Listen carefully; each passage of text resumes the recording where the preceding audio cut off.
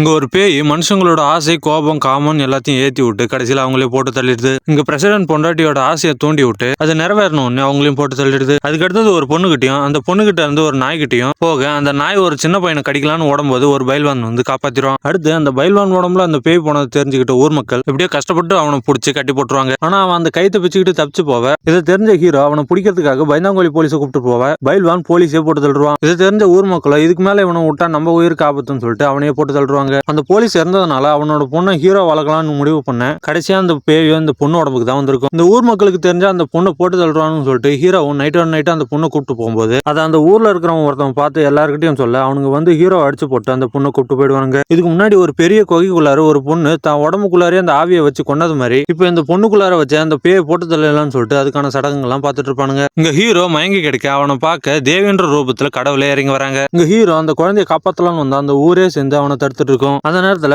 மணி சத்தத்தை கேட்டு அந்த பொண்ணு காதை மூட அப்போ மணி சத்தத்தை அந்த பேயால பொறுத்துக்க முடியலன்னு தெரிஞ்சுக்கிட்டு ஹீரோ சுத்தி இருக்கிற எல்லா மணியும் அடிக்க ஆரம்பிக்கிறான். இதை பார்த்த பூசாரியோ ஹீரோ செய்யறத புரிஞ்சுக்கிட்டு மொத்த பூஜையும் மாத்துறாரு. அந்த மணி எல்லாம் ஹீரோ அடிச்சுக்கிட்டே இருக்கு. அதை பொறுக்க முடியாத அந்த பேயோ கடைசியில அந்த பொண்ணை விட்டு வெளியவும் வந்துடும். வெளியே வந்த பேயோ அது இது வரைக்கும் யார் யாரெல்லாம் ஆக்கிரமிச்சதோ அது எல்லாரும் உருவத்தையும் எடுத்துட்டு கொஞ்சம் கொஞ்சமா மறைஞ்சே போயிடும். அடுத்த நாளே ஹீரோ அந்த ஊரை விட்டு கிளம்பும் போது ஹீரோவுக்கு இது வரைக்கும் அவங்க கொடுத்த டார்ச்சருக்காக மொத்த பேரும் மன்னிப்பு கேட்பாங்க.